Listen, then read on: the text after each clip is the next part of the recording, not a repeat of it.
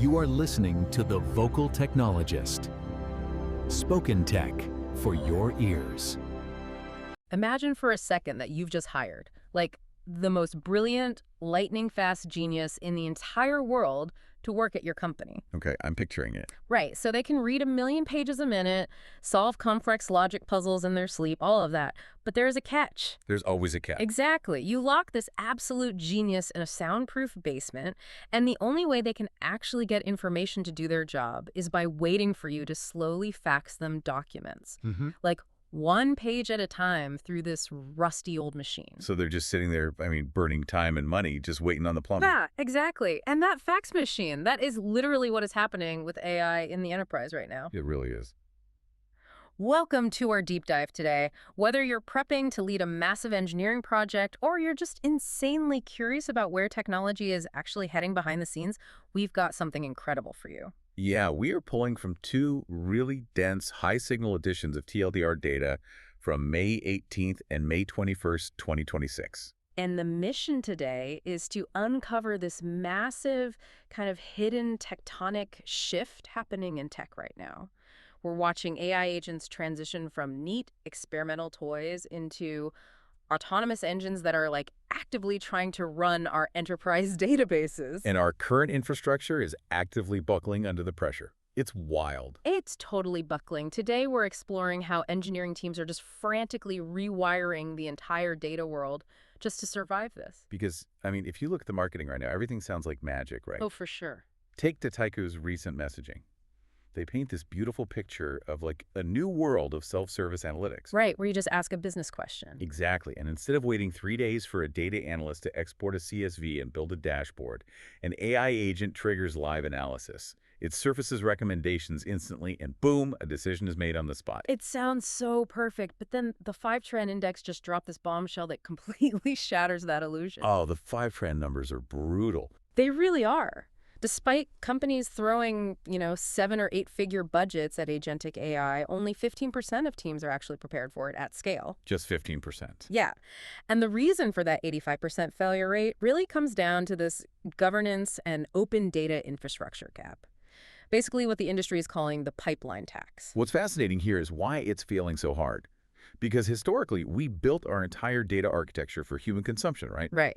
So data moves through a traditional data warehouse, then maybe a lakehouse, then into a vector DB, and finally through a RAG orchestration stack. And every single hop costs you. Exactly. Every time data moves, you pay that pipeline tax. You pay massive latency, and the audit pain is just insane. Data is literally being copied up to 4 times. Wow. And if you're in a regulated industry, reconstructing how an agent got an answer can take weeks. Okay, let's unpack this. Because if the pipeline tax is so incredibly high, why force autonomous agents through it at all? Well, that's the thing. It sounds like hiring a Michelin star chef, but making them cook in a kitchen where they have to walk to 4 entirely different buildings just to get salt, a pan, and a stove. Yeah, they're spending 90% of their time walking across the parking lot. Right. It's because agents simply use systems fundamentally differently than humans do. How so? Well, a human wants a curated, slow-moving dashboard to look at over their morning coffee. An AI agent doesn't want a dashboard. Right, they don't care about pretty charts. No, they need infrastructure designed around instantaneous snapshots, complex branching, high concurrency, and really cheap experimentation. Because they're iterating thousands of times a second. Exactly. Which means we can't just upgrade the fax machine, right? No. We have to completely rewire the kitchen to bring the AI directly to the data. And developers are doing this. It's happening right now. Yeah, we're seeing this massive shift to solutions like Lakebase, which is a fully managed Postgres database specifically optimized for agents. Just huge. And then there's Reen AI. Oh, yeah, Reen AI is super interesting. Right. It acts as an open source context layer. Sits on top of your stack to help the AI actually understand the business semantics of your data. Because a column named rev_Q3 means nothing to an AI without context. Exactly. It needs that semantic translation. And the tooling for public data is evolving too. Like open data is making fragmented public data sets accessible via one clean API. Yeah, that's a game changer. And Site Rows. It lets you query entire websites using standard SQL without writing any brittle Python scraping code. But access is really only half the battle here. Right. If you're building these systems, The absolute biggest constraint you face right now is token and compute efficiency. Oh, the compute costs are terrifying. They are. Every time an AI agent starts a task, it basically has to reread the entire context window.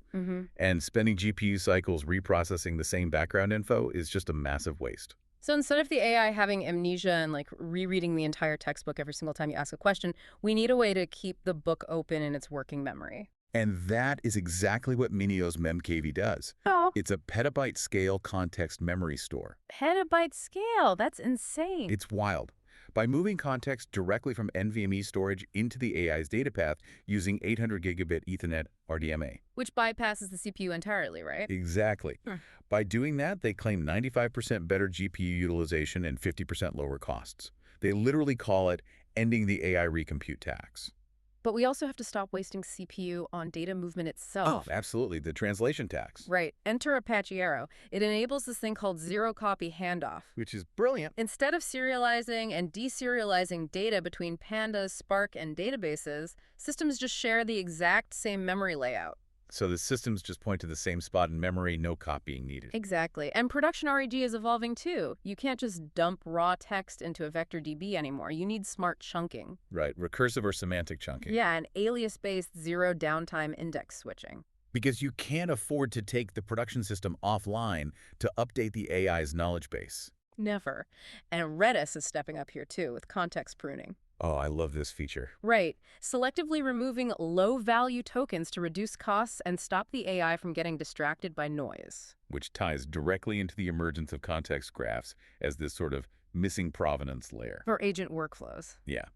Benchmarks from DBT and the AI Council prove agents perform so much better when they have stateful cross-system context. Like natively having access to GitHub, Slack, and Notion all at once. Exactly. But here's the thing. We've established we're giving these agents immense context, direct, zero-copy access, petabyte speeds. Uh-oh. I know where this is going. So what happens when an autonomous agent makes a mistake at Lightspeed? Yeah, that is the terrifying part. There's this anecdote from the sources about an AI agent on Replit that actually deleted a live production database. Just wiped it. Gone. 86% of IT and security leaders now expect agents to completely outrun current controls. This raises an important question, right? Who is responsible when an AI deletes critical data? I mean, is it the developer? The vendor. Exactly. Governance has to become a shared responsibility across legal, security, and architecture. You need explicit recovery mechanisms, rollbacks, and human-in-the-loop triage. But how do we actually govern safely at that speed? The sources offer two main solutions. First is ontology-driven propagation.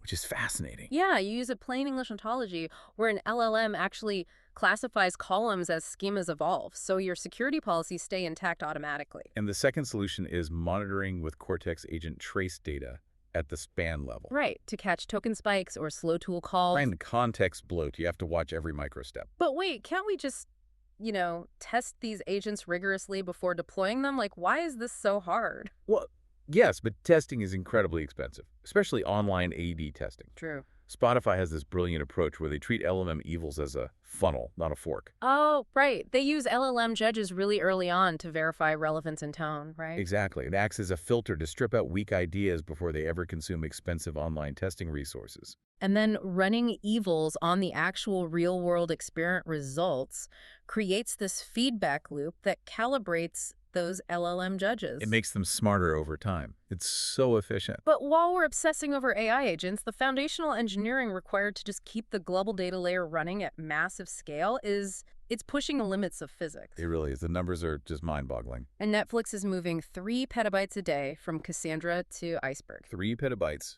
a day. And they use shadow validation and a Maestro decider fallback, so there were 0 downstream code changes. That is an engineering marvel. And look at Monday DB3, handling over 1 trillion tables using a DuckDB-powered Lambda architecture. 1 trillion tables. And Teads dramatically cut their BigQuery slot usage by 90% just through application fixes. Oh yeah, like using Redis locks and rewriting large IN clauses. Exactly, just clean, optimized code. But at this scale, the bottlenecks are surprising, like Cloudflare experiencing that massive slowdown in their ClickHouse billing pipeline. Right, and it wasn't I/O or data scanning that broke. No.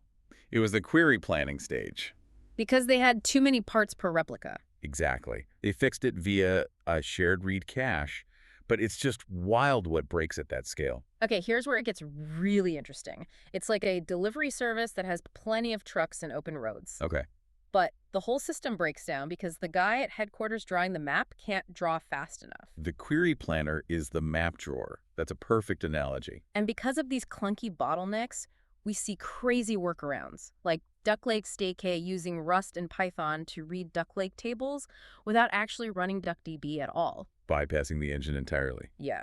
Or Airbnb building Viaduct 1.0, this GraphQL data mesh to balance decentralized development with a unified schema. And there's this deep architectural note, too. Object storage can actually support serializable OLTP. Wait, really? Like S3? Yeah, it's built on specific protocols. 3 write primitives, 3 read primitives. It's a massive trade-off between safety and contention. But physics always wins in the end, doesn't it? It always does. Look at the major AWS US East 1 outage in May. Oh, that was rough. Caused by a simple overheating event in a single availability zone. And it took down Coinbase. It proved that multi-AZ high availability is totally useless for latency-sensitive workloads if the region fails. True cross-region disaster recovery is completely mandatory. Yep. But, for all this talk of petabyte scale data and autonomous AI, human leaders are still the ones actually managing the chaos. And the human element is as messy as ever. Leading a data team still looks exactly the same.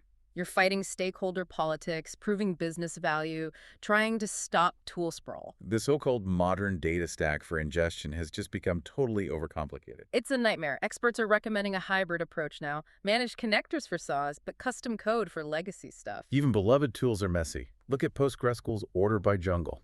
Oh man, the order by jungle. It's famously inconsistent. Yeah. Resolving bare identifiers against select lists, but expressions against the from clause. It's just a reminder that humans built this stuff. If we connect this to the bigger picture, there's a piece from Tidy Design about the duality of AI.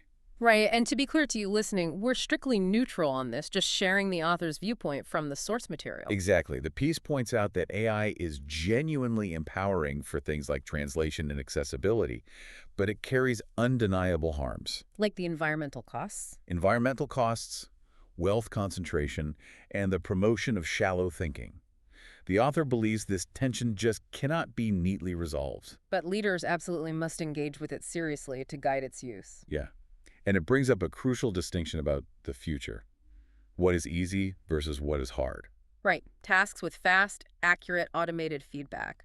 Like an AI building a high-performance database to exact specs that will become surprisingly easy for agents. They just iterate till it works. But tasks reliant on slow, subjective human feedback, those will remain stubbornly hard. Well, thank you so much for coming along on this journey with us today. From the pipeline tax and zero-copy handoffs to rogue replit agents, Cloudflare's query bottlenecks, and all the unchanging human struggles of data engineering. It's been a wild ride. But I want to leave you with a final thought to mull over. Lay it on us. We just learned that tasks with fast automated feedback are becoming easy for AI agents, while slow, subjective human feedback remains hard. So as agents automate all the easy, technical, heavy lifting, what happens to the value of human intuition in the corporate world? Wow. Will messy, unquantifiable human judgment, the very thing algorithms struggle to learn, actually become the most valuable premium skill left in the modern workforce? That is a fascinating question to end on. Have a great day and keep diving deep. Spoken Tech for your ears.